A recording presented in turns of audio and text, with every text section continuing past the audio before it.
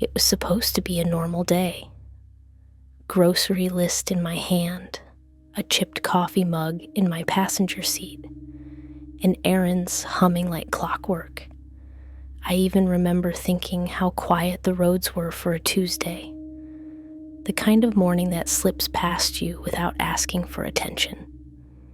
The supermarket parking lot was half empty. A light breeze nudged an old receipt across the asphalt as I stepped out of the car. I'd parked in the same spot I always did. 3rd row, 4th space, just under the crooked security camera that never blinked. My routine was the same. I knew where to go, what to buy, which aisles to avoid when they were too crowded. Everything felt ordinary, until I was loading bags into the trunk. I heard a car door shut softly behind me. Not a slam, not abrupt, just soft, like someone didn't want to disturb anything. I didn't look up at first, just kept organizing the groceries like it mattered how the bags were arranged. But there was a pause, a kind of silence that doesn't come from nature or noise, but from attention. That feeling when someone is looking at you, not with curiosity, with certainty. I turned my head slowly, just enough to glance over my shoulder, without making it obvious. A man stood across the aisle, leaning against the side of a dark sedan. The car wasn't familiar, neither was he. He didn't seem to notice me noticing him. Or maybe he did, and didn't care. His eyes were on his phone. That's what struck me. Not his face, I don't remember it. Not his clothes, something neutral, nothing memorable. But the way he held the phone, the way his thumb hovered, like he was waiting for something, like whatever he was watching didn't need to be touched. It just played. I almost looked away, almost. But then the screen caught the light. Not a glare, not a reflection, just a soft flicker of motion, a pale shape, a familiar tilt of the head, a pause in the air like breath being held too long. My eyes locked on it for half a second, maybe less, but it was enough. I saw myself, not as I was, not standing there beside the car, lying down, still. My hair combed in a way it never naturally sits, my skin too even, my lips slightly parted as if waiting for something that would never come, and flowers, so many flowers, most of them white, pressed around me like a border. I didn't recognize the room, but I recognized the silence. I recognized the arrangement. It was a funeral, mine. Then the angle shifted, or maybe the light did, and it was gone, just like that. The image vanished, back to black, back to an idle screen in a stranger's hand. My breath caught in my throat. A cold buzz crawled up my spine and settled at the base of my neck. I blinked once, twice, shook my head hard, told myself I'd seen it wrong. A commercial, a movie trailer, a coincidence. That was easier than the alternative. He didn't look up, didn't smile, didn't say a word, just turned, slowly got in the car, and drove off. No rush, no sound, just a quiet exit like he'd finished whatever he came to do. I stood there for too long. The groceries were in the trunk, but I kept checking them like something might be missing, like something had changed. I even counted the bags, 6. Same as always, but nothing felt the same. Back home, I placed everything in the fridge, one item at a time, pretending the routine would steady me. I checked the mirror in the hallway twice, once to confirm I was still me, and again to make sure I didn't look like I did on that screen.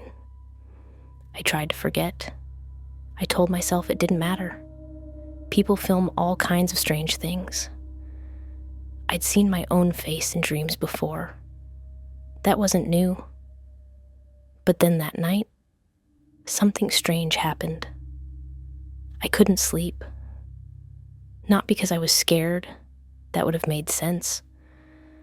I couldn't sleep because every time I closed my eyes, I kept seeing details I hadn't noticed during that brief glimpse. The way my hands were folded, the bracelet I hadn't worn in years, the font on the eulogy card that sat beside the casket, my name, full, middle included. I don't tell people my middle name, not ever. I sat up in bed and stared at the wall, tried to remind myself that memory is a liar, that stress makes patterns out of noise, that sometimes the mind finishes images we didn't fully see. But the bracelet, it was real. I dug it out from the back of my drawer, buried under tangled cords and receipts. I hadn't touched it since college. I'd even forgotten it still existed. That's when it started. The small shifts, the picture frame that hung slightly crooked no matter how often I straightened it. The sound of my phone unlocking even when I hadn't touched it. The faint scent of lilies in the hallway. The exact kind I'd seen beside the casket. I thought about going back to the supermarket, checking their cameras, asking about the man, but I didn't. Because deep down, I knew the store wouldn't remember him. The camera wouldn't show anything. The lot would be empty on the footage. Or worse, full of people, but no man, no car, and no explanation. I tried to move on. I kept doing my errands, kept sipping from the chipped mug in the car, kept making lists like they held my life together. But Tuesday didn't end that day. It lingered. The same playlist came on every time I drove, even when I changed it. The grocery receipt printed with tomorrow's date. And no matter what time I left home, I always arrived at the store at exactly 10:14 a.m., like the day had folded over itself, like it was stuck, or like I was. I stopped mentioning it to friends. Their concern felt like confirmation, not comfort. I needed to believe it was stress, lack of sleep, some weird coincidence. But every night, the dreams returned. And every morning, I woke up 1 minute later, just 1 minute, as if time wasn't passing, just drifting further away. And then today, when I opened my calendar, I saw something written in tiny, pale gray text. Not quite black, almost invisible. Next Tuesday, final viewing, confirmed. I didn't type it. I didn't confirm anything. But the reminder was set. And the location was my home. I stared at the screen, finger hovering over the delete option, but I couldn't press it because part of me already knew the guest list had been sent. I didn't sleep that night. Not really. I turned my phone over again and again, as if flipping it would somehow clear the event invite etched in barely there gray text. Final viewing, confirmed. My name wasn't on the list, but I didn't need to see it. I was the location. By morning, the reminder had vanished. Not deleted, vanished. No trace in the calendar history. No record in the notification log. Just an empty screen and a faint imprint in my mind where it had been. I decided to leave the apartment. I told myself it was just to get coffee. Clear my head. Feel the weight of something real in my hand. The world outside was bright, too bright. Like the sunlight was trying too hard to be normal. But the streets were quieter than usual. No horns, no barking dogs, just the low hum of wind between buildings and the occasional click of a heel that didn't belong to me. I walked. No plan, no direction, until I saw him again. Same man, same car, different street. He was parked on the corner of Alder and 9th, near the shuttered bookstore. his body half shaded by the frame of the vehicle, like he was only partially allowed to exist in daylight. He didn't see me, or maybe he did and didn't care. The phone was still in his hand, same way he'd held it in the parking lot. Except this time he wasn't just watching. He was rewinding, tiny flicks of his thumb, back, pause, and every time he paused, the screen would hold an image for a second too long, longer than buffering, longer than lag. I crossed the street, not fast, not reckless, just drawn, as if something tethered me to whatever was in that frame. He moved. He didn't run. He just stood, slid the phone into his coat pocket, and began walking up the hill, like he'd been waiting for me to get close enough, not to interact, just to follow. And I did, not out of bravery, not even curiosity, something quieter, like muscle memory in a dream. We walked for 8 blocks, him always just far enough ahead to seem unaware of me, but never turning, never speeding up. He stopped near the bus shelter on Calder and sat, one hand resting on the bench, the other retrieving the phone again. This time, he didn't look at it. The screen faced forward, toward the glass pane of the shelter, toward the street, toward me. I slowed my steps and stood across the sidewalk, pretending to check the bus schedule. My peripheral vision locked on the screen's faint glow. There was movement, slow, floaty, almost underwater, then static, then me, lying down, again, but different this time, closer, fresher, as if whoever filmed it had leaned in. I could see the curve of my cheek, the tiny scar under my chin I got as a kid. My lips were slightly parted. Not peaceful, not posed, startled, like I'd just realized something. I wore a necklace, gold chain, a charm I didn't recognize, a hollow circle like a keyhole without a lock. I don't own a necklace like that. I blinked, the screen flickered and froze.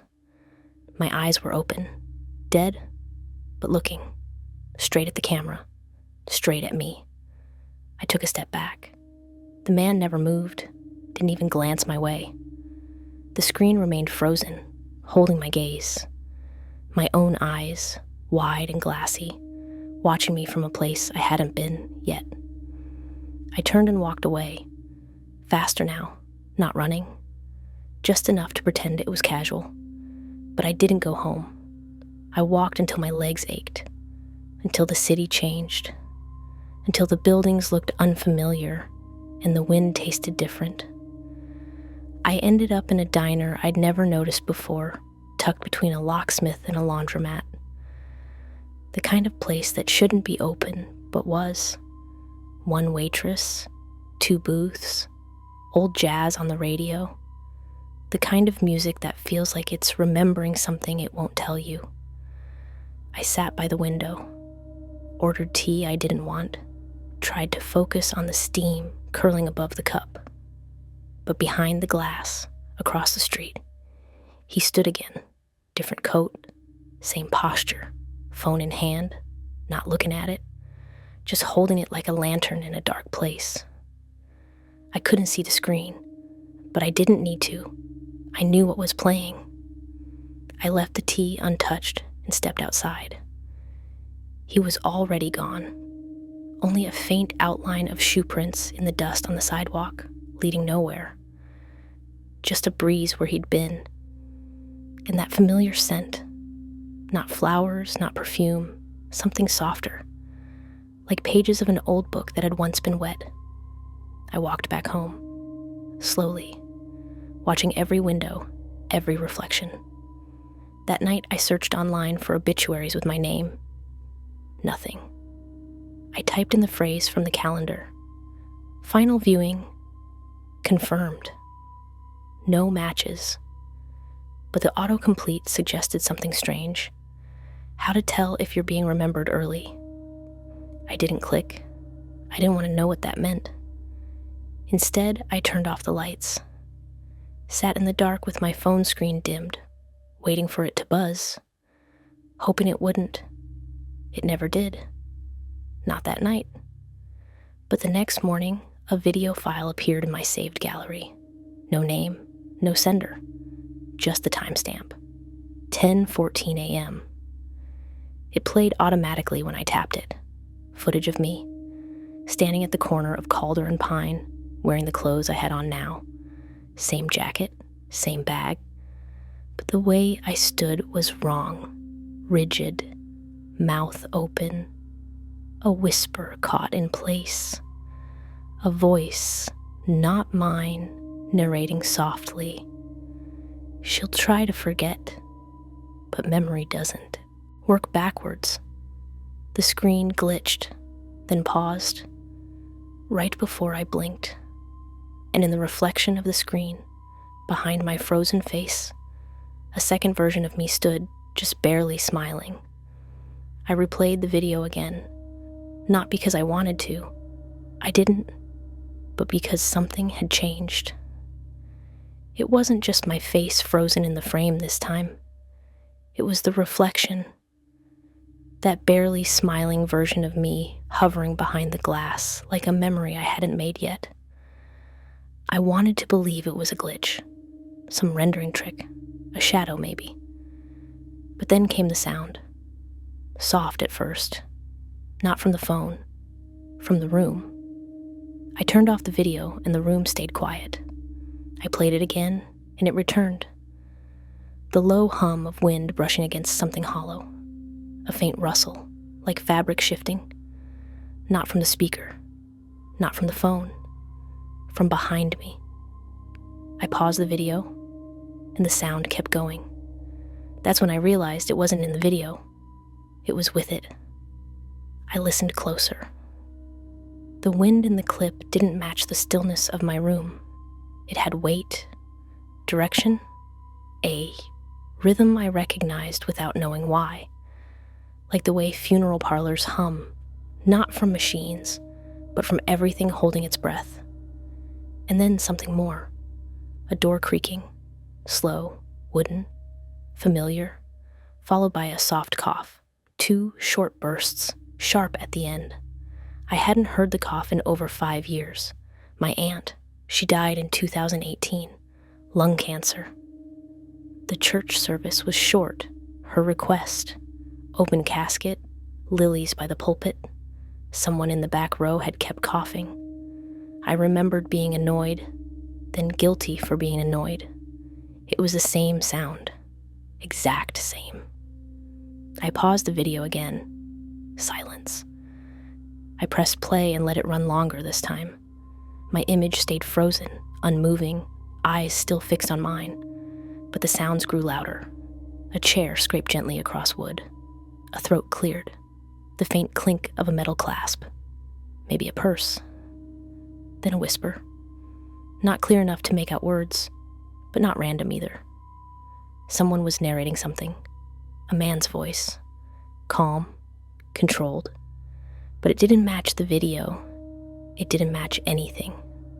I recorded the sound separately on a voice memo app, played it back through my laptop, turned the phone off entirely, closed every other app. The sound kept playing. I let it loop through my earbuds as I sat on the edge of my bed, back straight, feet flat against the floor. The words started forming patterns, then phrases. One stuck out, just once, in a low murmur near the 30-second mark. She's almost ready now. I pulled the earbuds out. The air in my apartment felt heavier, like the pressure had shifted, like someone had opened a door somewhere behind the drywall. I needed to get out. So I did. I didn't even change. I walked outside in yesterday's clothes with my phone in my jacket and the earbuds still in my hand. The street looked normal. People existed. Cars moved.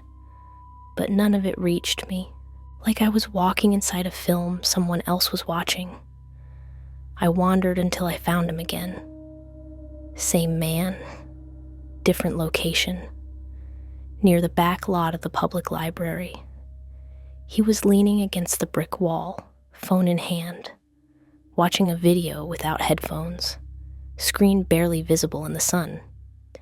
This time, I didn't hesitate.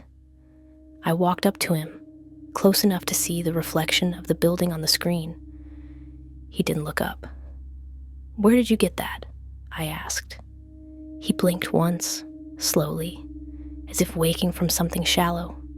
His eyes were gray, too pale. I said, "Where did you get that video?" He looked confused for a moment, then he tilted his head, studying me like I'd asked a question in the wrong language.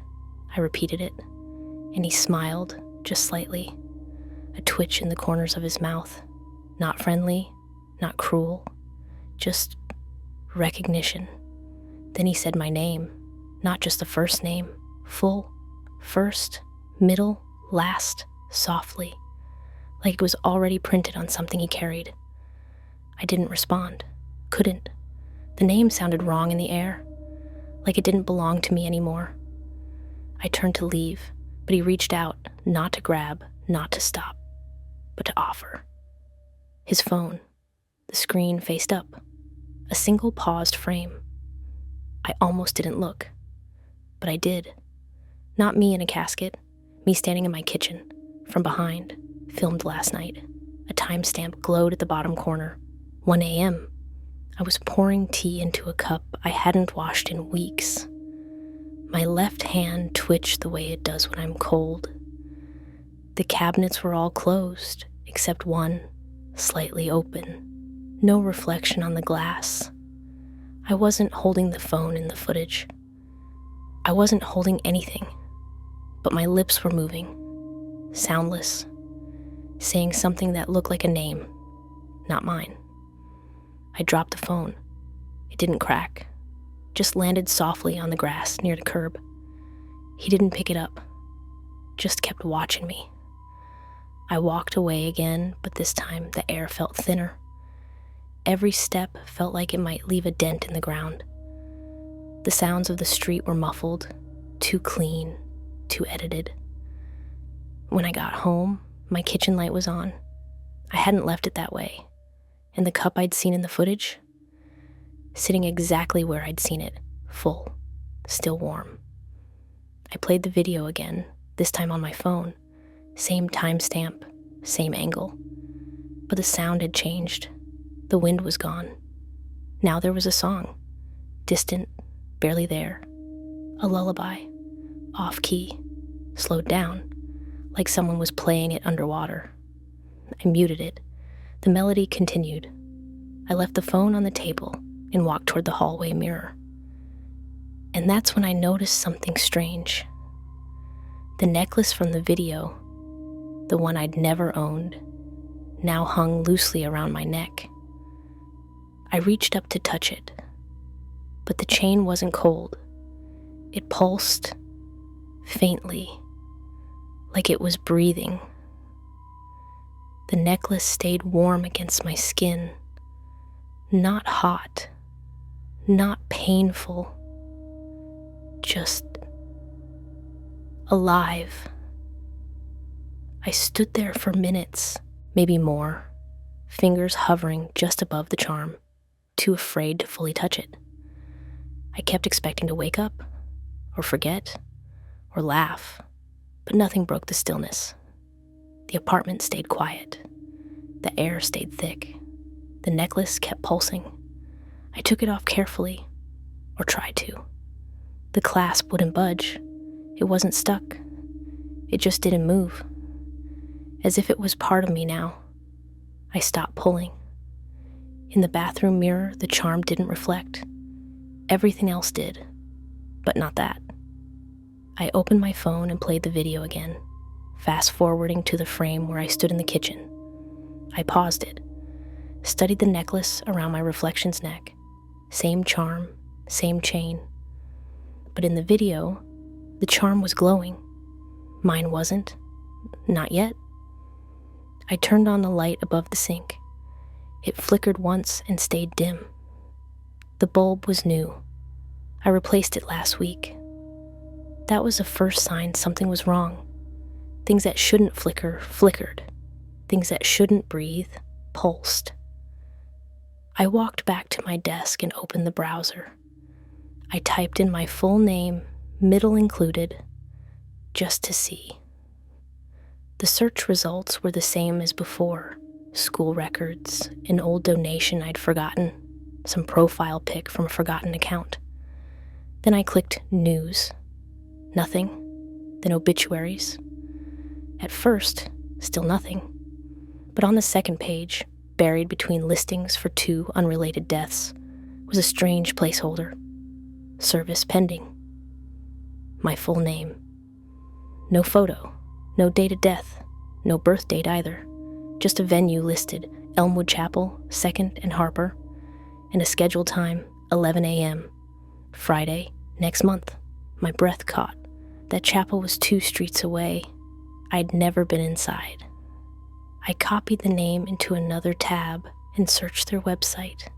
The service was listed, no guest book, no mention of surviving relatives, but my name was there, spelled perfectly, even with the hyphen I use on legal forms but never online, and underneath it, a line I hadn't seen on any other funeral page. Viewing may begin early. I read that line again and again. Then I closed the browser. I don't remember falling asleep, but I must have. I woke hours later on the couch, with the TV glowing faintly, snowstorm static on a streaming app that shouldn't even allow that. The necklace still pulsed. I decided to go to the florist, the one from the funeral clip, with the white lilies stacked unnaturally high in the corner window. I'd passed it once last week. The arrangement had struck me as too precise, too symmetrical, like someone had recreated a memory from scratch and placed it under glass. It was a 20-minute walk, longer when every step feels like it's echoing into something watching. When I got there, the shop was closed, but the sign didn't say closed. It said resting. Handwritten, taped, crooked on the inside of the door. The lilies were still in the window. Same number, same position, and tucked between the stems, just barely visible, was a folded pamphlet, pale blue, creased once down the middle. I pressed my face gently to the glass. My name was printed across the front. No date, just a line in faded ink. You've already been missed. I stepped back. The inside of the shop remained still. Too still. Not dark, not abandoned, just paused. Like someone had hit play on the wrong memory and left it looping. I walked home slower. When I passed Elmwood Chapel, I stopped. The building was smaller than I had expected. Red brick, black roof tiles, an iron gate that looked recently painted. No sign of disrepair, no sign of life either. Just the smell of old wood and fresh stone. A smell that doesn't exist until both are mixed by grief. The front doors were locked, but there was a notice board to the left. Most of it was empty. Just a few yellowing notices from services long past. And at the bottom, behind thumbtack glass, a typed sheet. Upcoming private service name, my full name. Scheduled Friday, 11 a.m. Venue, viewing room P. No outside photography, no changes permitted. I touched the glass, cold. Behind me, I thought I heard someone say something. A whisper just above the wind. I turned. No one. Just my own reflection in the chapel door's dark glass. Except my reflection didn't move when I did. It stared at me for a second longer, and then blinked. I walked home without looking back. Inside my apartment, the lights were already on, and every mirror was slightly misaligned, angled just enough that I couldn't see myself directly unless I leaned into them. I hadn't done that, and the tea kettle had turned itself on. No water inside, just heat. I sat at the table and opened the funeral page again, refreshed it. The viewing may begin early line had changed. Now it said, some guests arrive unannounced. I closed the browser and turned off the lights. Sat in the dark with the necklace still warming against my skin. And then my phone buzzed. No caller ID. I let it ring, then it stopped. Then it started again, but this time from inside the apartment. The phone was still in my hand, yet I could hear its ringtone echoing softly from the bedroom, underneath my pillow. The ringtone echoed softly from the bedroom, even though my phone was still in my hand. I didn't move, didn't breathe for a few seconds, just stared at the device clutched in my palm, screen dark, silent, no notifications, no missed calls. But from the other room, the sound continued, same tone, same rhythm, as if the call hadn't ended, just relocated. I walked to the doorway of my bedroom, slowly. Each step felt like I was getting farther from everything I knew and closer to something I couldn't name. The air inside the room was still. No breeze, no hum, no reason for the curtains to sway. And yet, they moved, like something had just brushed past them. I sat on the edge of the bed. The ringtone had stopped, but under my pillow, something waited. Another phone, identical to mine. Same case, same crack near the charging port, same wallpaper. A photo I'd taken years ago of the ocean, on a day that never actually happened. I lifted it gently, like touching it. Too suddenly might wake something. The screen lit up before I pressed anything. One notification, a voice memo, time-stamped 2 hours in the future. I didn't play it, not yet. I put the phone, or whatever it was, on the dresser and turned away. That's when I remembered Rachel. Rachel, who had always answered on the first ring, who once told me she could feel when I needed her, like some thread had been pulled. I dialed. She picked up. "Hey," I said. She didn't say hello, just silence for a moment. Then, "Why are you calling?" I hesitated. I needed to talk. Something's happening, something strange. More silence. Then she said, "Why are you bringing this up again?" I blinked. "What do you mean?" "I went," she said quietly. "I already cried. I lit a candle, remember?" My mouth went dry. "Rachel, I'm standing in front of you. I'm alive. She cut me off. "You're not." And then more gently, as if speaking to something delicate, "I know you feel like you are. I know it feels real, but I said goodbye already. Rachel, I'm not. This isn't some dream. I'm here. I'm calling you right now." She exhaled. It wasn't a sigh. It was resignation. "I know," she whispered, "but that doesn't change it." I stared at the floor. "Where did you go?" I asked. "The chapel," she said. "Elmwood. There was a service. Small, quiet, just a few of us. I brought the bracelet. The one you lost.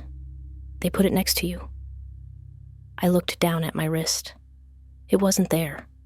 I hadn't worn it in years, but in that moment, I remembered feeling its weight yesterday. "Rachel, who else was there?" She paused. "Your aunt. She sat in the back. Didn't say much, just kept nodding. And there was this man. I didn't recognize him, but he kept recording." My breath caught. "Recording what?" "Your face." A pause. "And mine, I think."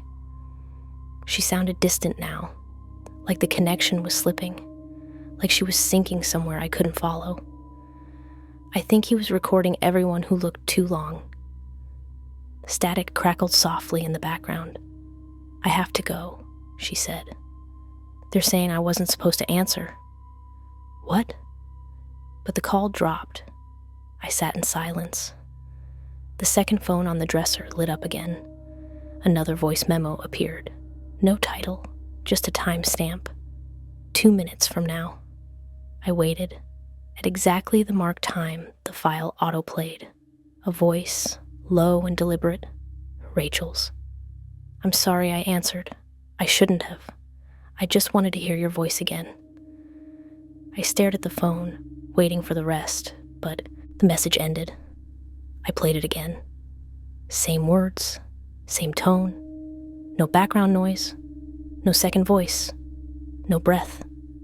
Just a confession from somewhere else, somewhere after. I put the phone down and looked at the mirror on the far wall. My reflection stood where it should. Same expression, same clothes, but I watched carefully this time. When I blinked, it didn't. When I turned away, it stayed facing forward. I went to the kitchen, pacing slow, deliberate steps, trying not to disturb the edges of things. I needed proof.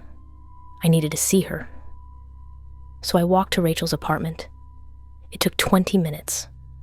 Her building was quiet, lights off in most windows. Her unit, 3rd floor, corner, was dark. I knocked anyway, nothing.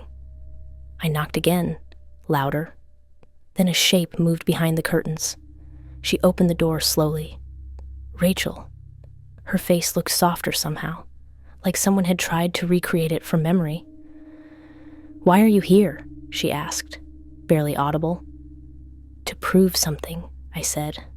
That I'm here. That I'm not gone. She looked at me like she wished I hadn't come. You shouldn't be, she said. Then she stepped forward and touched my cheek with her palm. I felt the warmth, she whispered. But the warmth fades first. I'm not cold. You will be. I stepped back. Her eyes welled. I already said goodbye. Don't make me do it again. And she closed the door, just like that. No lock, no slam, just a quiet end. I stood in the hallway, alone. But before I could turn, I saw movement at the end of the corridor. A man, holding a phone, recording me. And just behind him, barely visible in the glass of the fire exit door, Rachel, watching from inside her apartment. Except she hadn't moved. She was still touching my face. And this time, I was the one behind the glass, watching someone else wear my skin. I started filming myself in mirrors every night, not for vanity, not for proof, for defense, because something shifted after Rachel touched my face and called it warm. I didn't feel warm anymore. I wanted to believe it was paranoia, sleep deprivation, some kind of mental split born from stress and coincidence. But the recording said otherwise. The first night, everything looked normal, mostly. I sat in front of the hallway mirror, phone propped on a stack of books, camera lens angled to catch my whole body. I stared into the glass for 10 straight minutes, trying not to blink, not to move. Then I blinked, and my reflection did too. Almost. The delay was barely noticeable, a fraction of a second, but it was there. I replayed it, slowed the footage, paused, frame by frame. I blinked, then the reflection blinked, out of sync, just slightly. I told myself it was lighting, lag, a refresh rate issue, but something inside me, quiet and old, knew better. The next night I did it again. Same setup, same mirror, new shirt. This time I waved, just once. A small movement, and on playback, the reflection waved slower. My hand moved with familiarity. The mirror's hand moved like it was remembering how. It wasn't a glitch. It was rehearsed, night 3. I sat down in front of the mirror and watched in real time, my hand resting on my knee, my breathing steady, no blinking. But the reflection shifted, just slightly, a lean to the left, an adjustment in posture I hadn't made. It looked more comfortable than me. That night, I locked the mirror door. Yes, my hallway mirror has a door. A little wooden frame with a latch I'd never used before. It creaked when I shut it. The sound felt rude, like I'd interrupted something. I slept with the latch secured and my phone under my pillow. The real one, the other one, the twin. I'd locked in the kitchen drawer. It still buzzed sometimes, at exact times, never random. 4:14 a.m., 9:09 p.m., 11 a.m. I checked the timestamps. They matched the ones on the videos, matched the chapel listing, matched the date of the final viewing. They were counting down. I checked the mirror in the bathroom the next morning. The latch was open. I hadn't touched it. I played the footage again from the night before. At the 7:42 mark, my reflection blinked, then smiled. I didn't. It wasn't wide or grotesque. It was polite, like it had finished watching me and was quietly dismissing my presence. I stopped sleeping. I covered the mirrors, all of them, even the microwave door, even the blank TV screen, anything with a reflection. But still, I felt watched, not from the room, from behind the eyes I'd once trusted to be mine. I called Rachel again. No answer. I didn't leave a voicemail. I think part of me knew she wasn't going to pick up anymore. Not because she was scared, because she was finished. On the 5th night, I decided to test something. I turned all the lights off, sat in the dark with just my phone's flash. I stood in front of the hallway mirror, cover removed. My face glowed in the light, pale, tired, hollow. And then I raised my left hand. My reflection raised its right, but not the correct right. It mirrored me, but wrong. The thumb was on the outside. I paused, shifted, and it shifted too. A heartbeat slower. I leaned in, so did it. But it didn't stop when I did. It kept leaning, forehead nearly touching the glass. I stepped back. It stayed close. Its eyes looked like mine, but not tired, not frightened, expectant. I reached up to cover the mirror again, and my reflection moved first. It placed its palm on the glass a full second before mine touched it. It was waiting for me, rehearsed, practiced, like it had known I'd do that. I didn't finish covering the mirror that night. I just backed away slowly and slept in the bathtub. Curtain closed, flashlight off, the faint hum of my phone buzzing through the tile floor. When I woke the next morning, the mirror was fully covered again, but the sheet had been pinned in place with the gold necklace I couldn't remove, wrapped perfectly at each corner, fastened in a knot I didn't know how to tie. I didn't put it there. I took it down carefully, fingers trembling. The necklace felt heavier now, still warm, still pulsing, but slower, like it was syncing with something. I didn't film that night. I didn't want to, but the phone recorded anyway. A new file appeared the next morning, dated at 3:03 a.m. I hadn't been awake. In the footage, I'm sleeping in bed, curled toward the wall, but the camera angle is from the mirror, from inside it, watching me. And in the reflection of the dresser, there's a second me, standing, still, waiting. Then, just before the video ends, that version of me smiles and lifts a finger to its lips. And now every time I walk past a mirror, I brace myself, because sometimes it blinks before I do. The mirrors were all covered, the curtains drawn, the necklace lay coiled on the table like it was sleeping. For the first time in days, the apartment felt still. Not safe, just still. That was enough.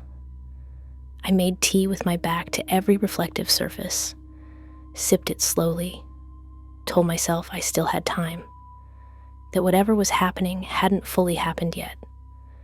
But when I checked the calendar on my phone, the real one, the reminder had returned.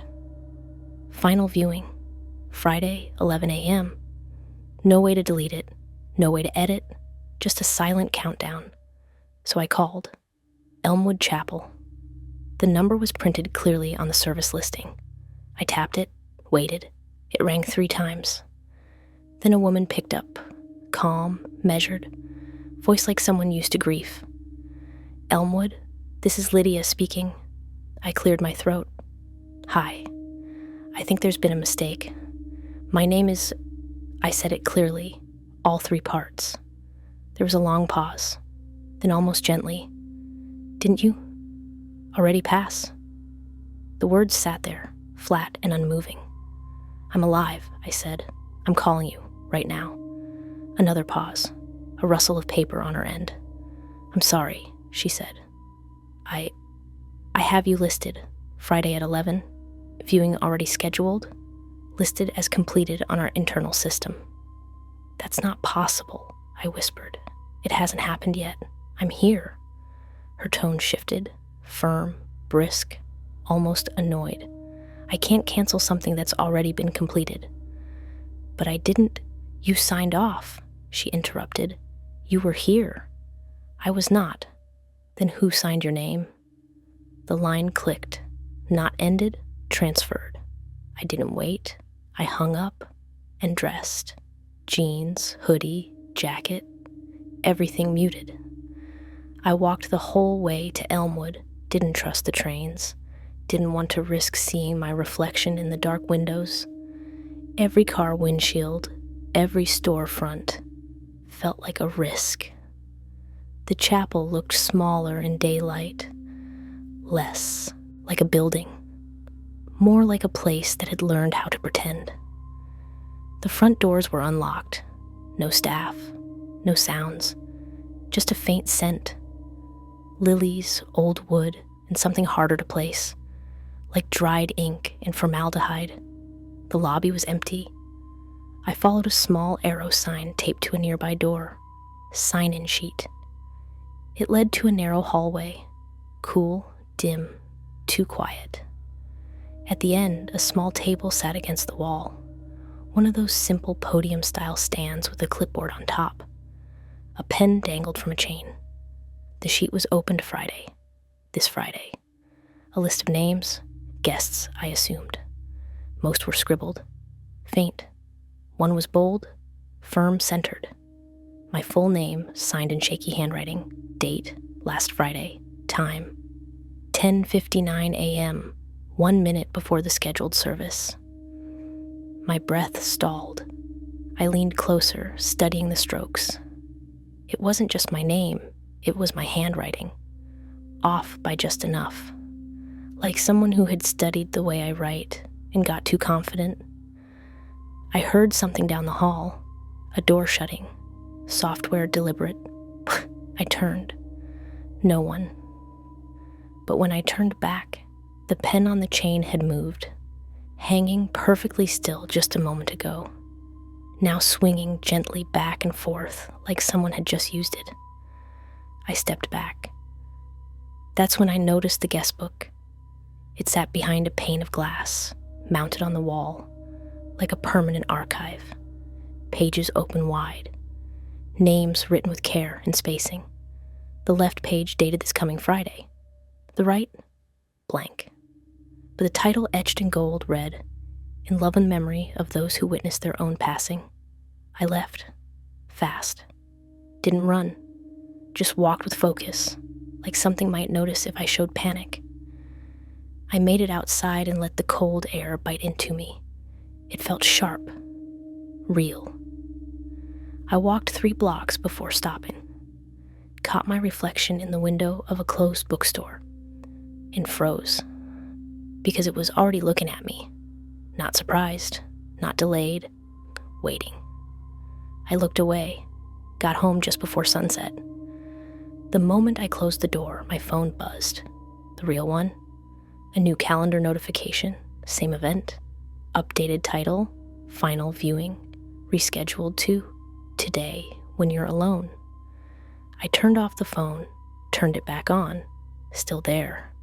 I opened my laptop, searched the chapel's website again. The listing was gone. Now, instead, a short message sat at the top of the homepage. Thank you for letting us remember you before you were gone. No contact, no hours, just a clock, ticking down. 1 minute and 34 seconds. 1 minute and 33 seconds. I closed the lid. Every mirror in the apartment had uncovered itself. Not all the way. Just enough to show slivers of me, shoulders, chin, hands, out of sync. The hallway mirror was wide open again, and the necklace had wrapped itself around the knob. I turned away, went to the bedroom, sat on the edge of the bed, trying to breathe evenly. The air felt too thick, like it was waiting. I whispered just once, "Can I cancel it?" And from the hallway, soft, like breath through glass, "No." And when I checked the time, it was 10:59 a.m. But my reflection had already stood up to leave. The chapel was locked, but I knew there was a side entrance. An old delivery door tucked behind the hedge, next to a rusted drain pipe. I'd seen it once before, back when this place was just another quiet building I passed on aimless walks. Now it felt like the last threshold I hadn't crossed. I waited until after dark. I didn't bring anything with me. No bag, no phone, not even the necklace, which had uncoiled from my dresser knob that morning and laid itself gently on my pillow, like a question I refused to answer. I left it behind. The lock on the back door was old, loose. I pressed against it with the heel of my palm, and it gave way with a soft groan. Inside, the air was colder than I expected. Not icy, just indifferent. Like the building didn't notice I was there, or worse, it already knew. I crept down a narrow corridor, lined with dusty picture frames. Faded faces I didn't recognize stared past me. One of the portraits had no nameplate, just a blank brass tag where the letters had been scraped away. The viewing room was open, dimly lit, empty of people, but not of presence. There was only one casket, centered, alone, already placed under the spotlight. I thought the service was Saturday. Tonight was Thursday. I took a step inside. The flowers hadn't arrived yet. No chairs arranged. No music humming through the hidden speakers. Just the box. Sleek, closed, undisturbed. But something about it felt expectant. I don't know what I planned to do. Maybe just see it. Confirm it was all a mistake. But when I stood beside it, I noticed something off. Subtle, small. The latch wasn't clicked. Funeral homes never leave them unlatched. I remembered Rachel saying that after her mother's service. Once it's closed, she'd said, that's it. They don't open again. I hesitated, then placed 2 fingers against the lid. It lifted smoothly. No resistance, no creak. Inside, the lining was pale gray velvet, almost blue under the soft light. It cradled a body, a woman. Still, peaceful, me, exactly me. Same jawline, same scar on the inside of the left wrist, same chipped nail polish on the middle toe, same fading birthmark on the right thigh, a smudge that always looked like it meant something, but never did. But this version of me looked content, like every storm had passed. My breathing went shallow. I touched my own chest, feeling the rise and fall, the stutter of a panicked rhythm. The other version didn't move. Her hands were folded just right, fingers curled gently around a small white card. I reached in slowly and slid the card free. Thank you for arriving early. I stumbled back, dropped the card. The body didn't react, but her lips had parted just a little, enough to show a sliver of teeth. I leaned in, heart pounding. Had they always been like that? Or had she just shifted?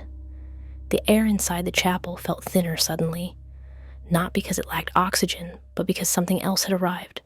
Something quiet, patient. I closed the lid, latched it this time, and turned to leave. But the corridor behind me looked different now, longer. The pictures on the walls had changed. They weren't faded anymore. The faces were clearer, eyes sharper, mouths slightly ajar, as if about to speak. I walked fast, didn't run. Made it to the back door and stepped into the night. But the street was too quiet. No wind, no bugs, no distant traffic. I walked home, didn't look into any windows along the way, didn't check my reflection in the puddles. When I reached my apartment, the front door was unlocked. I hadn't left it that way. The lights were off inside, but one candle flickered on the coffee table. White, short, familiar. I picked it up. The bottom had an engraving, "For her peace." My necklace was beside it, coiled again, resting like it never left. I sat down on the edge of the couch and replayed what I'd seen. Her face, my face, the absence of breath, the folded card. I couldn't deny it anymore. That was me. But it wasn't me yet. And still, she looked more complete than I ever have. I lit the candle, watched the flame stutter in the still air, and then I heard something from the hallway. A soft click. The mirror door had opened again. I walked toward it slowly, unsure of what I wanted to find. The hallway was darker than usual. Shadows seemed thicker at the edges, like they were leaning in to listen. The mirror showed my reflection, standing as I was. But it was already holding the card, already reading it. And behind her, deeper in the mirror, just for a moment, I saw the open casket, empty. And I swear I heard her whisper, "Make room." I didn't leave the apartment for 2 days after the chapel. Not because I was afraid, though I was. Because I didn't want to see the world agree with what I saw in that casket. But I ran out of food and silence. So I stepped outside, wrapped in the illusion of doing something normal. Groceries, a list, a hoodie pulled too far over my head. The cashier greeted me like always, her voice flat, like routine had dulled her edges. Then, as she scanned the eggs, she tilted her head and said, "I'm really sorry for your loss." I looked up. My what? She blinked slowly. I didn't know her well, but she seemed kind, quiet, that kind of kindness. You feel it, even after. She handed me the receipt like nothing had happened, even smiled. When I got back to my building, my neighbor was standing outside her door, her arms full with a foil-wrapped tray. She looked startled when she saw me. "Oh," she said, as if caught in the middle of a lie. Then she held out the tray. "For your family." I wasn't sure when the service was. "What is this?" "Lasagna. I remember you said you liked it." "I didn't." Her eyes softened. "Well, she did." I didn't take it. She set it on the welcome mat and shut her door quietly, like I was already fading from view. Back in my apartment, the mirrors were all still covered, but something had shifted in the air, a thickness, like a breath held too long. My phone vibrated, a voicemail, unknown number. I pressed play. There was only one word, whispered low. Remembered. No sound before or after, just that, like a confirmation. I didn't sleep that night. I watched the hallway mirror through a sliver in the curtain. It didn't move. But in the morning, someone had written on the inside of the glass, "Fogged, barely there." She was nice. 3 words, gentle, past tense, the kind you say after funerals when you don't know what else to say, the kind people say when they're sure you're not listening. Later that afternoon, I passed my landlord in the stairwell. He nodded once. "Sorry to hear," he mumbled. "Hear what?" "That you moved on. Quietly, too. Not many do." I touched the railing to ground myself. "I still live here." He smiled. Not kindly, politely. "You'll always be welcome," he said, and kept walking. The hallway light flickered as he passed, like something was sinking to the rhythm of what he believed. I sat on the floor of my living room for a long time, listening to the walls. They had a way of holding noise just a second too long, as if echoes were trying to decide if they should stay. That evening, I went out again, just to move, to remind myself my legs still worked. At the corner bus stop, I saw her, me. But not the casket version, not the reflection. This one was moving, breathing, standing in the exact spot I used to wait on Tuesdays. Same coat, same shoes, same chipped nail polish. But this time, she was holding the phone, screen tilted gently downward, thumb hovering, not recording, watching someone else. I followed her gaze, a woman across the street, late 20s, blonde, grocery bag in hand, fumbling for keys. Nothing unusual, except that version of me watched her like I had once been watched, still, intent, familiar. I stepped forward, my body tensed, my chest tightened, but the second I moved, she turned, looked straight at me, not surprised, not alarmed, just knowing. The phone never left her hand. She smiled, and then disappeared behind the next bus that pulled up, a wall of white and brake hiss. When it passed, she was gone. I didn't go home right away. I wandered for hours, passed by people who didn't meet my eyes, storefronts that no longer reflected me. Everything felt a step behind, like I'd been declared. I found myself at a quiet park bench near the cemetery gate. I don't remember walking there. The air smelled of dried grass and burnt wick. There was a bench plaque I hadn't noticed before, in memory of those who looked too long. The wind picked up slightly. Behind me, a church bell rang twice. I turned. Nothing. But my phone buzzed again. A photo this time. No sender. I opened it. Me. From behind, standing at the bus stop, holding the phone, watching. The timestamp was today, 5 minutes ago, but I was holding the phone when it was taken. I didn't move for a long time. Then I scrolled to my front-facing camera, opened it slowly, and the face that looked back wasn't blinking at all. I turned off the phone and caught my reflection in the dark screen, except this time, it didn't blink at all. And behind me, on the wall, where no photo had ever hung before, a frame waited silently, already nailed in place. I stopped answering calls 3 days ago, not because I didn't want to talk, because my voice didn't sound like mine anymore. The words were right. The tone was close. But there was a weight to them, like each syllable had been practiced a little too carefully. I caught myself saying things I didn't mean, in ways I didn't recognize, like my mouth was just mimicking what memory thought I'd say. The neighbors stopped knocking, even the ones who had brought food, condolences, pity. Now they just glance at the hallway door as they pass, not with curiosity, but caution, like whatever's inside doesn't quite belong anymore.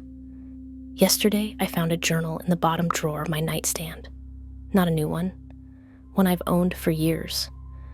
I hadn't written in it since January, but now, toward the back, new pages had been filled, in my handwriting. My loops, my crooked lowercase g, the uneven margins. The first entry was dated tomorrow. She's beginning to notice. The edges are soft, but the line is thinning. I need to practice her pacing better. The laugh's still off. The second entry was dated 2 days from now. Met the landlord again. He didn't blink this time. Think I passed. She would have thanked him. I smiled instead. I flipped further. The entries grew stranger, more like observations. Hands sweat less now. Useful. She used to pick at her cuticles. I don't. Smile width, 89% accuracy. Left dimple comes late. Fix that. Then, near the end of the journal, a page marked today. But I hadn't written anything yet. Still, there it was. Going to visit her. Final check. Don't stay too long. The body holds echoes. I slammed it shut, pressed both palms against the cover, like I could smother the words. But the ink was dry. Later that night, I stood in front of the bathroom mirror, candle in hand. The lights had begun flickering whenever I turned them on. I'd stopped fighting it. The mirror showed me. Of course it did. But it wasn't showing me. It was demonstrating me. Like an actor running lines for a part they'd already won. I waved. It waved back, perfectly in time. But it didn't believe it anymore. And worse, I felt it didn't believe me either. At midnight, I walked to the chapel, again. I don't remember deciding to. My legs carried me, no jacket, no shoes. The streets didn't notice. The air didn't bite. The chapel door was already open. No service, no visitors. Just the faint scent of formaldehyde and fading lilies. The casket was still there, same spot, still sealed. But the velvet rope in front of it had been unhooked, like someone had made it easier for me. I stepped closer. This time, I didn't hesitate. I opened it, and she was still there. Still me. Still unmoving. But now, the mouth had curled slightly at the corners. Not a grin, not a smirk. Just a private smile, mid-thought. Like she'd been told a secret I hadn't heard yet. I leaned closer, studied her face. She looked like me. She looked like sleep. But when I placed 2 fingers against her wrist, I felt a faint pulse. My chest tightened. I touched my own wrist. Nothing. No beat. No rhythm. Just skin. I staggered back, knocking over a stand of guest programs.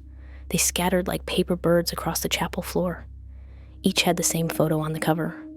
My face. But not a photo I remembered taking. The expression was slightly off. Eyes a little too wide. Smile a little too gentle. The caption below read, "In love and memory, a life well borrowed." I gathered them in silence. Left them in a neat pile at the base of the casket. It felt polite. Back at the apartment, the lights wouldn't turn on. I lit 3 candles. The walls seemed to pulse in their glow. The necklace had returned to my dresser, wrapped in a perfect loop, resting on the journal. The last page was filled in, dated today, time-stamped 11:34 p.m. The visit went well. She's adjusting, softening.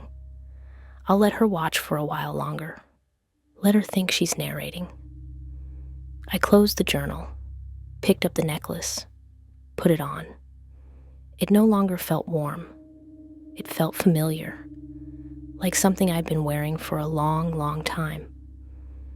I walked to the hallway mirror one last time, pulled the curtain aside. My reflection stood where I expected. Same face, same expression. But then it did something I didn't. It smiled, reached up, and tapped the glass twice, like knocking, then tilted its head and waited. I whispered, "Are you living me now?" No answer, just the echo of my own breath in the room. And behind me, on the wall, the picture frame was no longer empty.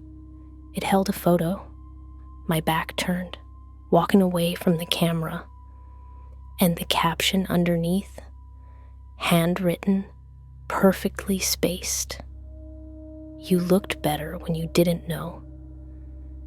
And in the dark, I felt her lean forward, not to speak, but to settle in.